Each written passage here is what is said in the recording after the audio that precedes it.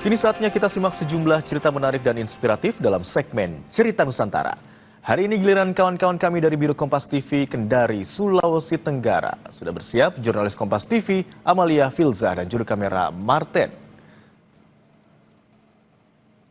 Selamat siang Amalia, ada cerita menarik apa dari Kompas TV Biro Kendari untuk Kompas siang hari ini? Ya, selamat siang. Baik, terima kasih Mas Imron. Saat ini kami melaporkan dari Tugu Religi XMTC Kota Kendari untuk cerita Nusantara hari ini. Dari Kendari kami mempunyai dua sorotan informasi, langsung saja kita ke informasi yang pertama. Memiliki kontur alam yang terdiri dari pegunungan dan laut, membuat Kabupaten Kolaka Utara menghadirkan destinasi wisata yang menarik, seperti wisata bawah laut Paranggato. Lokasi ini cocok untuk wisatawan pemula yang ingin mencoba sensasi menyelam. Beginilah keindahan yang ditawarkan destinasi wisata Paranggato, Desa Ujung Tobaku, Kecamatan Katowi, Kabupaten Kolaka Utara. Aktivitas wisata bawah laut di Paranggato ini sangat cocok bagi pemula yang baru ingin mencoba sensasi diving. Jangan khawatir, karena saat menyelam, pengunjung akan didampingi instruktur yang telah memegang lisensi atau telah tersertifikasi.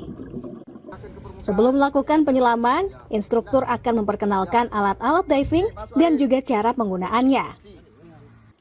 Area penyelaman yang sangat dekat dari daratan memungkinkan penyelam langsung bisa menyelam tanpa harus naik kapal ke tengah laut.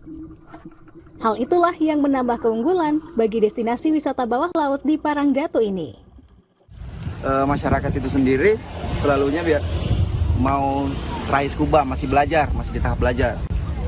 Kalau teman-teman open water yang dari luar, tamu-tamu kami biasanya kita bawa ke Pasitodo sama di Tolalatan. Salah satunya mungkin akses ya. Kita dari darat, sisa parkir mobil, entry, langsung kita bisa dive. Akses kita tidak butuh kapal lagi untuk ke spot. Sangat dekat dari daratan. Area wisata ini juga sangat dekat dari pusat kota Lasusua, ibu kota Kabupaten Kolaka Utara.